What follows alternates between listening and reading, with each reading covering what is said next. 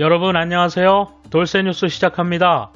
이번 소식은 일본이 반도체 대기업인 인텔이나 TSMC 등의 생산 공장을 국내에 유치하려 한다는 이야기입니다.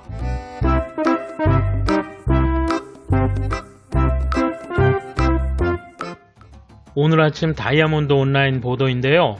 반도체 제조업체의 일본 회귀를 촉진할 목적으로 외제 유치 프로젝트를 출범시키기로 한 것이라며 특정 취재라 밝히고 있습니다. 경제산업성은 세계 유수의 반도체 메이커의 생산 개발 거점을 유치하는 프로젝트를 진행시키고 있다. 목표는 미국 인텔과 세계 최대 반도체 파운드리인 대만의 TSMC 등이다. 해외의 강한 반도체 메이커가 최첨단 공장을 일본에 만들어주게 됨으로써 부재 장치를 납품하는 국내 메이커의 공급처를 일본에 확보하려는 구상이다. 작년 가을부터 경제산업성은 반도체 제조 공정에 관련된 일본 기업 가운데 흉내낼 수 없는 핵심 기술을 가진 기업, 국내로 끌어들여야 할 중요한 기술을 선별하고 있다. 한 간부는 벌써 일본의 강한 반도체 메이커는 없어져 버렸다. 이대로는 국제 경쟁력이 있는 일본의 부재 장치 메이커가 해외로 나가는 흐름은 멈출 수 없다.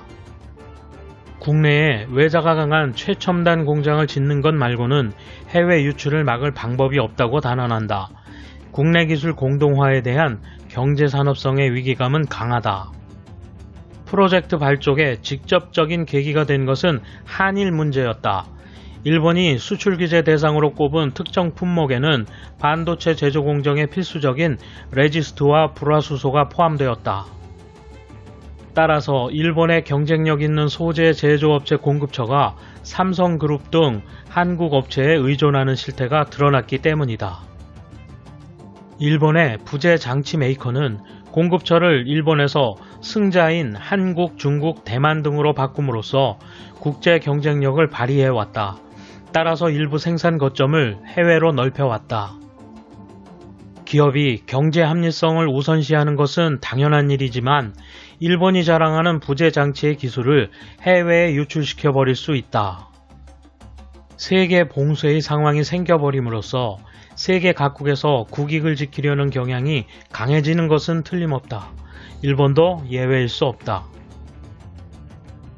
이에 대한 일본 네티즌 반응 보실까요? 경제 합리성으로 해외로 이전한 것은 좋지만 컨트리 리스크의 관점이 빠져 있었다. 중국은 민주주의 국가가 아니라 공산주의 국가라는 사실을 잊어서는 안 된다. 안타깝게도 상대 국력이 올라가면 자국으로 되돌아오는 구조가 됐다.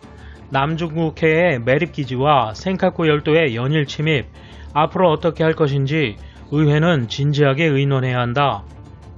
반도체 회사를 불러들인다에는 찬성. 다만 관주도는 안 된다. 지금까지 몇 번이나 실패한 것인가? 그리고 복수회사 인수도 안 됨. 현재 일본 2, 3위의 한 회사가 되면 좋겠다.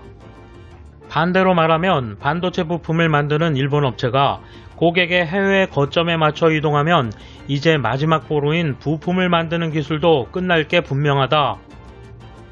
반도체 사업이 모조리 일본에서 없어지고 나서야 왜 그런 말을 꺼낸 건지, 더 빨리 손을 쓸 수는 없었는지.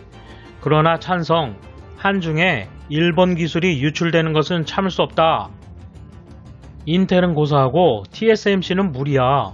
거기는 다른 메이커가 중국에 생산과 개발 거점을 옮기는 가운데 완고하게 대만이 본거지를 관철한 회사야. 그래서 번영했다. 왜 일본으로 생산 거점을 옮길 필요가 있어? 그보다는 도시바를 지원하라. 이대로라면 일본의 반도체 메이커는 없어질 거야.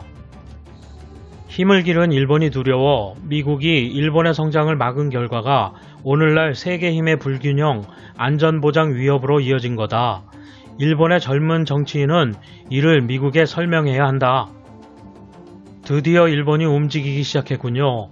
이 프로젝트를 80년대에 했다면 반도체 기술이 한국으로 유출되지 않았습니다.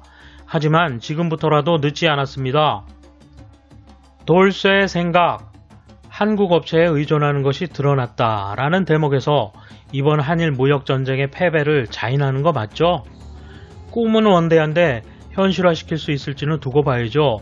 우리는 정신 바짝 차려야겠습니다.